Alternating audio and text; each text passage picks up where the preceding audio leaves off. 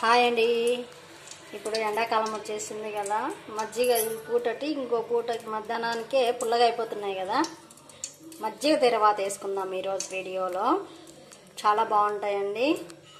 దానికి పెరుగును బాగా కొంచెం నీళ్ళు ఎక్కువ వేసి మజ్జిగలా చేసుకొని దాంట్లో ఉప్పు వేసి పెట్టుకోవాలి. గోళంలో నూనె వేసి పెట్టుకోవాలండి. దాంట్లో ఉల్లిపాయలు, పచ్చిమిరపకాయలు, కరివేపాకు, జీలకర్ర వేసి కొంచెం వేగనివ్వాలి. వేగాయి కదండి.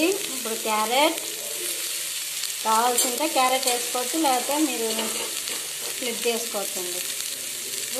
కొత్తిమీర కొంచెం వేసుకొని కొంచెం ఎక్కువ వేగాల్సిన అవసరం లేదు, కొంచెం వేగితే సరిపోతుంది.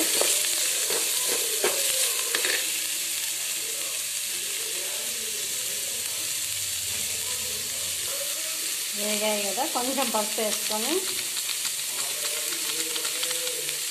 కొంచెం ఉప్పు పసుపు వేసుకొని కొంచెం వేసుకోవాలి.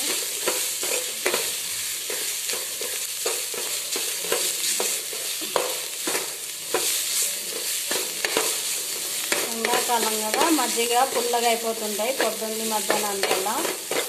తర్వాత వేసుకుంటే అన్నంలో టేస్టీగా బాగుంటాయండి. ఇప్పుడు మజ్జిగ వేసేసుకుందామండి.